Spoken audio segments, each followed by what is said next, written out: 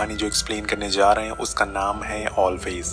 कहानी शुरू होती है जैंग नाम के लड़के से जो साउथ कोरिया में रहता है। वो दिन भर छोटे मोटे काम करके अपना गुजारा करता है, पर आज उसे एक बूढ़े आदमी की जगह पर काम करना है। जब वो बूढ़े आदमी से मिलता है तो वो उसे इतनी मेहनत करते हुए देख कर कहता है कि इतना काम मत किया करो, अच्छा नहीं होता है। तो जैंग को समझ नहीं आता कि इन्होंने ऐसा क्यों कहा है, पर वो ज्यादा गौर नहीं करता और जाके कैबिन में बैठ जाता है। हम देखते हैं कि कुछ समय बाद वहाँ पे समायरा नाम की लड़की आती है जो आते ही जैंग के हाथों पे स्नैक रख देती है।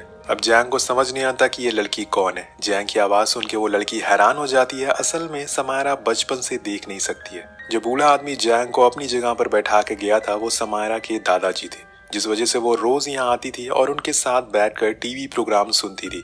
लेकिन जैंग कहता है कि वो आज शहर से बाहर गए हैं, तो समायरा वहाँ से चली जाती है। जैंग देखता है कि बाहर बारिश हो रही है, तो उसके पास जाकर कैबिन में बैठने को कहता है, जिसके बाद उन दोनों में काफी बातें होती है। जैंग के पास सब कुछ है लेकिन समायरा के पास उसकी आंखें नहीं है। लेकिन उसे इतना खुश देखकर जैंग थोड़ा हैरान होता है। यहाँ उसकी खूबसूरती पर एक समय के लिए वो फिदा भी हो जाता है। अगले सीन में हम जैंग को एक बॉक्सिंग क्लब में देखते हैं जहाँ वो कोच से माफी मांग रहा था कि जो भी उसने पास में गलतियां करी है, पर वो कहता है कि मैंने तुम्हें अपनी बेटी की तरह रखा था और तुम बॉक्सिंग ऐसे छोड़कर चले जाओगे, मैंने सोचा नहीं था। ये बोलकर वो बाहर आ जाता और सबको जैंग से मिलवाते हुए बताता है कि 1999 में हुई नेशनल चैंपियनशिप में इसने सारे मेडल जीते थे। अब ये सुनकर वहाँ का सबसे अच्छा बॉक्सर आकर उसे चैलेंज देता है रिंग में लड़ने के लिए, लेकिन वो मना कर देता है। तो वहाँ आकर उसके कोच उसे लड़ने को बोलते हैं, पर वो फिर भी मना कर देता है।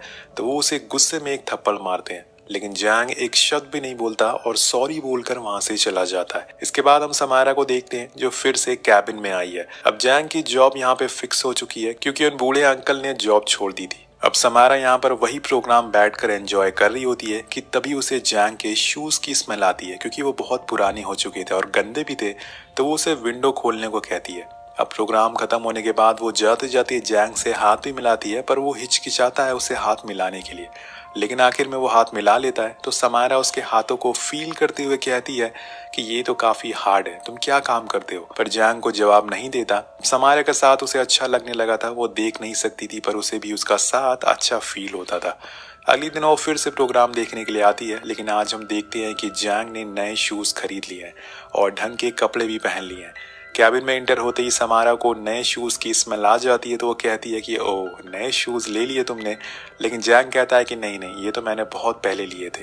वो उसे पूछती है कि अच्छा, टीवी में जो एक्टर है वो किस तरह के कपड़े पहन रखे हैं उसने। अब यहाँ से जैंग बिना रुके पूरे 1 घंटे का प्रोग्राम उसे एक्सप्लेन करके बताता है। उसकी पहली बार इतना किसी के सामने बोला था। अब जब समायरा वहां से जाने लगती है तो उसकी टक्कर एक कार से होती होती बचती है, जिसकी वजह से वो एक ग्लास बॉटल की क्रेट पर गिर जाती है, जिससे सारी बॉटल टूट जाती है। अब जैंग ये देखकर फौरन भागते हुए आता है और उसे उठाता है, लेकिन अब समायरा के पैरों में मोच आ गई थी, जिस वजह से वो चल नहीं सकती थी। तो जैंग उसको सहारा देते हुए डॉक्टर के पास ले जाता है, पर यहाँ समायरा चलते चलते थक गई थी। तो जैंग कहता है कि ठीक है, मेरी पीठ पर बैठ जाओ।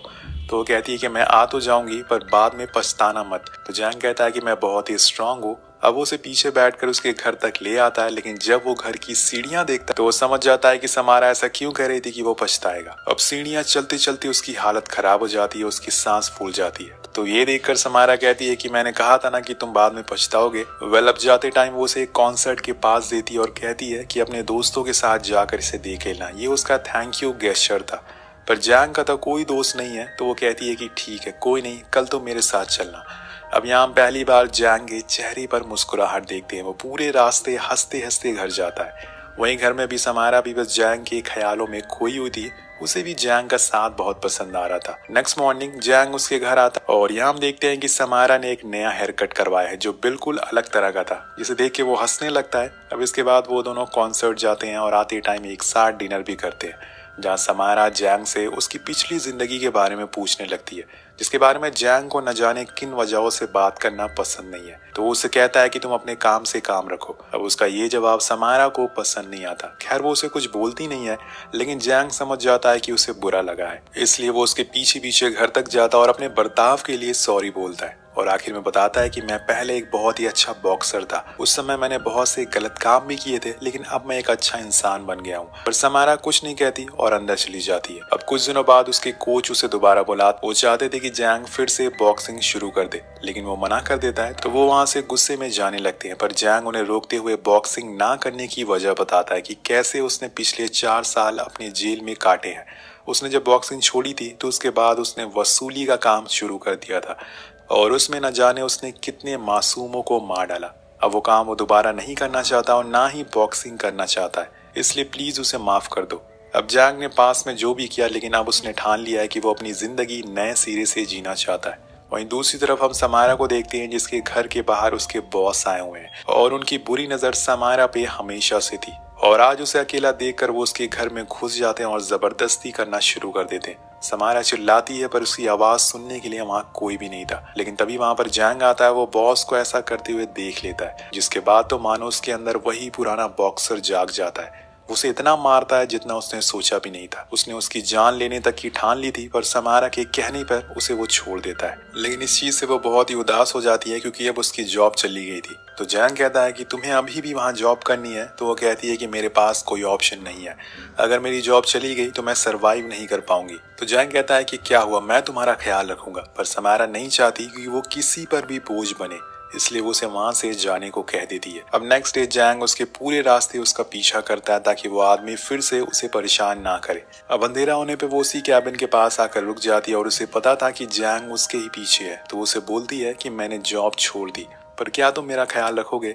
तो वो हाँ कहता है, जिसके बाद वो उसे कहती है कि क्या कल तुम मेरे साथ घूमने चलोगे? तो जैंग रेडी हो जाता है, पर उससे पहले वो उसके लिए एक पपी लाता है जो समारा को बहुत पसंद आता है। और ये पपी उसे हमेशा उसके साथ रहेगा, उसे अकेला फील होने नहीं देगा। और यहाँ से उसे एक दोस्त मिल चुका था, वो दोनों उसका नाम इजी रखते हैं। इसके बाद जैंग उसे लेके अपनी पसंदीदा जगह पर जाता है, जो कि नदी का एक किनारा था। और यहाँ वो उसे बताता है कि पहले यहाँ पर एक अनाथ आश्रम हुआ करता था, लेकिन एक बाढ़ की वजह से वो पूरी तरह से डूब गया। उसी अनाथ आश्रम में मैं रहता था। उसकी ये सब बातें सुनकर समारा थोड़ी इमोशनल हो जाती है। तो वो उसका हाथ पकड़कर प्रॉमिस करती है कि वो उसके साथ हमेशा रहेगी। दोनों ही हमेशा से अकेले थे, लेकिन अब उनके एक दूसरे का साथ मिल गया है। या फिर ये कहें कि समारा को उसकी आंखें मिल गई है, जो कि जैंग है।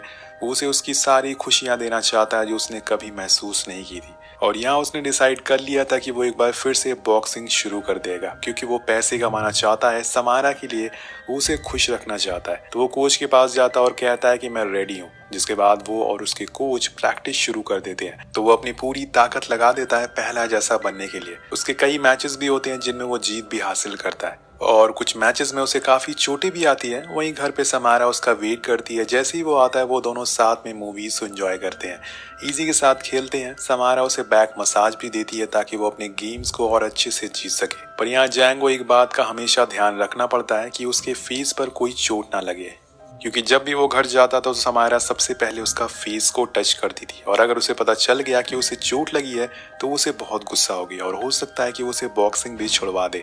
ऐसे ही करते करते काफी समय बीत जाता है। जैंग के पास अब अच्छे खासे पैसे आना शुरू हो गए थे, जिसे वो दोनों अक्सर कभी न कभी घूमने भी जाया करते थे।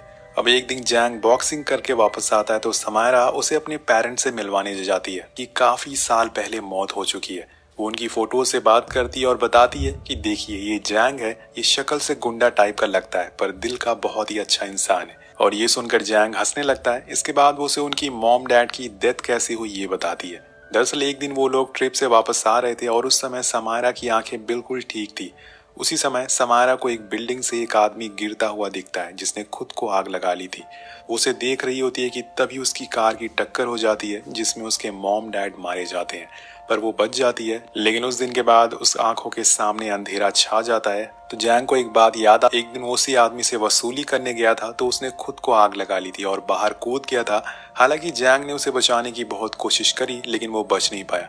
उसी दौरान वो देखता है कि रोड पर एक कार की टक्कर हो गई है और उसे इस बात का जरा भी अंदाजा नहीं था कि उस कार में कौन बैठा, और बाद में जाकर वो लड़की उसकी जिंदगी में कितनी इंपॉर्टेंट बन जाएगी। तो यहाँ पे दोस्तों उसकी वजह से ही समारा की आंखें गई और उसके मॉम डैड की मौत हो गई। अब ये सच जानकर जैंग को बहुत ही गिल्टी फील होता है और यहाँ उसे खुद पर बहुत गुस्सा आता है। अगर वो उस दिन वसूली करने नहीं जाता तो शायद आज समारा की आंखें होती। वो खुद को ही तकलीफ देना शुरू कर देता है, लेकिन अब उसने ठान लिया था कि वो समारा की आंखों का ऑपरेशन करा के रहेगा। इसलिए वो उसे हॉस्पिटल लेके जाता है, जहां डॉक्टर बताते हैं कि उनकी आंखें तो वापस आ जाएंगी, लेकिन इसमें $30,000 लगेंगे। तो जैंग उन्हें ऑपरेशन करने के लिए कह देता है, पर अब वो इतने पैसे लाएगा कहाँ से। तो वो उसी बॉक्सर के पास जाता है जिसने उसे चैलेंज दिया था। उसने वो अकेडमी छोड़ दी थी, जिसके बाद उसके पास बहुत से पैसे आ गए थे। जैंग उसे पैसों के लिए हेल्प करने के लिए बोलता है, तो वो उसे एक आदमी के पास ले जाता है जो जैंग को $30,000 देता है और साथ में एक फोन भी। लेकिन उसे एक फाइट लड़नी होगी जो थाईलैंड में है। पर इसके आगे वो बताता है कि अगर तुम्हें वहां की पुलिस ने पकड़ लिया तो हमारी कोई जिम्मेदारी नहीं होगी। यानी कि दोस्तों, ये फाइट एक गैर कानूनी होती है और इसमें जैंग की जान भी जा सकती है। पर इस समय जैंग को बस पैसे चाहिए थे, वो उसके लिए कुछ भी कर सकता था। अब जाने से पहले वो अपने सारे डॉक्यूमेंट को जला देता है और अपने दोस्त को कुछ पैसे देते हुए कहता है कि अगर मुझे कुछ हो गया तो ये समारा को पैसे दे देना। इसके बाद वो उसे मिलने जाता और उसे समारा को नहीं बताया था कि वो कहीं जा रहा है। उसे कहती है कि जिस दिन मेरी आंखें वापस आएगी मैं सबसे पहले तुम्हें देखना चाहती हूँ और फिर हम उसी नदी किनारे जाएंगे, धीरे धीरे सारी बातें करेंगे। पर समारा कहती है कि अगर तुम अगली हुए तो मैं क्या करूंगी। और ये सुनकर जैंग हंसने लगता है। इसके बाद वहाँ के डॉक्टर समारा को ऑपरेशन के लिए ले जाते हैं और उसे अपने से दूर जाते हुए देखकर जैंग की आंखों में आंसू आ जाते हैं, लेकिन ये खुशी के थे क्योंकि अब वो देख सकेगी। सीन शिफ्ट होता है और हम जैंग को एयरपोर्ट पर देखते हैं, जहाँ से वो थाईलैंड जाता है और यहाँ उसकी फाइट होती है। ये बहुत ही खतरनाक फाइट थी जिसमें जैंग को बहुत सी चोटें भी आती हैं, लेकिन अंत में वो फाइट जीत जाता है। लेकिन इस बात से वहाँ बैठे एक आदमी उसी बॉक्सर पर बहुत ही गुस्सा होता है जो जैंग को यहाँ लेकर आया था। दरअसल उसने कहा था कि जैंग ये फाइट हार जाएगा, पर ऐसा हुआ नहीं। तो आदमी उसे कहता है कि मुझे मेरे पैसे वापस चाहिए थे, क्योंकि उसने जैंग के हार पर पैसे लगाए थे, और बोलता है कि अगर मेरे पैसे नहीं मिले तो मैं तुम्हें जान से मार दूंगा। अब कुछ समय बाद हम देखते हैं कि जैंग हॉस्पिटल कॉल लगाता है। उसे पता चलता है कि समारा की आंखें वापस आ चुकी है और इस बात से वो बहुत ही खुश होता है और फौरन उसके पास जाने के लिए निकल जाता है। लेकिन तभी एक कार आकर उसे टक्कर मार देती है, जिसके अंदर से 2 लोग बाहर निकलते हैं। वो जैंग के सारे पैसे छीन लेते हैं और साथ में उसे मारने की भी कोशिश करते हैं। लेकिन तभी सामने से एक दूसरी कार आती है और उसे देखकर वो भाग जाते हैं।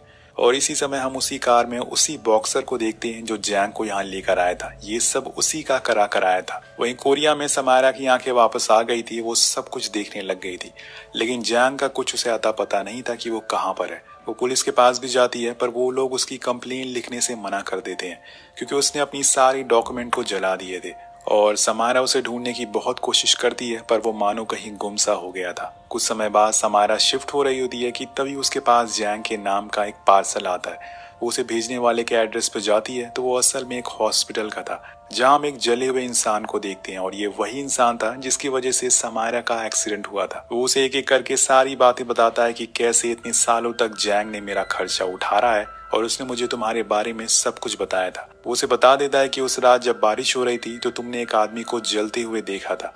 वो कोई और नहीं बल्कि मैं ही था। जैंग उस दिन मुझसे पैसे लेने वापस आया था, लेकिन मेरे पास पैसे नहीं थे, जिसके बाद मैंने खुद को जला दिया ताकि मुझे पैसे ना देने पड़े।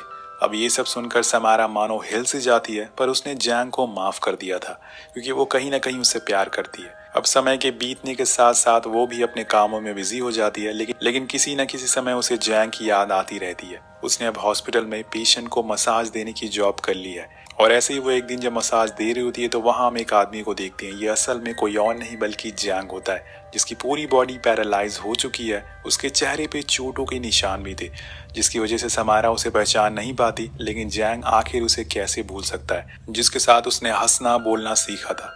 वो उसे भी मसाज देने आती है, पर उसे इस बात का जरा भी अंदाजा नहीं था कि ये जैंग है। जैंग रोता रहता है पर कुछ भी नहीं बोलता है। समारा को हल्का सा लगता है कि कहीं ये जैंग तो नहीं है, लेकिन जब वो वहां पे लिखा हुआ उसका नाम देखती है तो वो कुछ और था, क्योंकि उसने अपनी ओरिजिनल आईडी तो जला दी थी।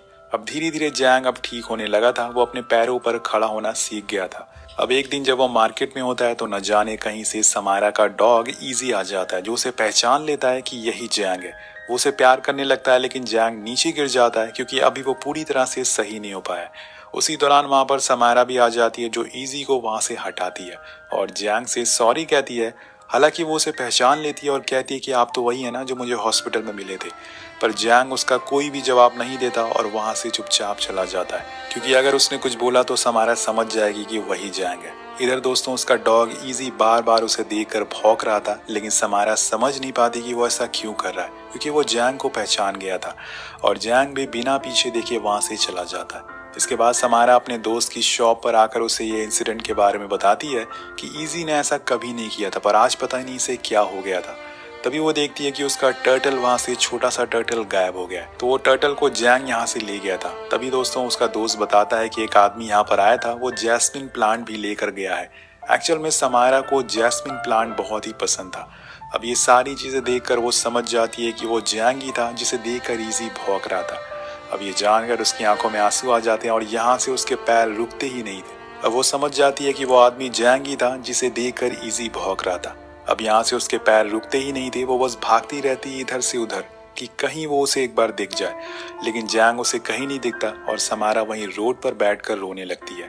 आज उसने दोबारा उसे खो दिया था सिर्फ उसकी गलती की वजह से। इसी दौरान उसे ख्याल आता है कि वहीं नदी के किनारे वाली जगह पर जहां वो फौरन पहुंच जाती है और उसे दूर कहीं एक आदमी बैसाखी लेकर खड़ा हुआ मिलता है और पास जाकर वो एक धीमी सी आवाज में उसे पुकारती है जैंग। तो उसकी तरफ देखता है, उसकी आंखों में आंसू आ जाते हैं। जैंग नहीं चाहता था कि वो समारा पर बोझ बने और अब उसका चेहरा भी खराब हो चुका है। वो हमेशा से पछतावा करता है कि उसकी वजह से समारा ने अपनी आंखें खो दी, अपने माँ बाप को खो दिया, इसलिए वो उसे मिलना नहीं चाहता था। लेकिन समारा कहती है कि तुम्हें पता है मैंने अपनी आंखें क्यों ठीक करवाई, ताकि हर सुबह हर शाम मैं बस तुम्हें देख सकूं, और आज तुम मुझसे ही दूर भाग रहे हो। दोनों एक दूसरे को सॉरी कहते हैं और गले लग जाते हैं। तो इस कहानी से एक चीज जरूर सीखने को मिलती है कि छोड़ने वाले बिना किसी वजह के भी छोड़कर चले जाते हैं, लेकिन जिन्हें आपका साथ चाहिए वो आपके साथ हमेशा रहेंगे, चाहे भले ही आप अंधे हो, काले हो, गोरे हो, या फिर अमीर हो या गरीब हो। तो आपको ये कहानी कैसी लगी नीचे कमेंट करके जरूर बताएगा। इस कहानी पे हम एम करते हैं 350 कमेंट का। मिलते हैं आपसे अगली वीडियो में। Thank you so much watching. Piece.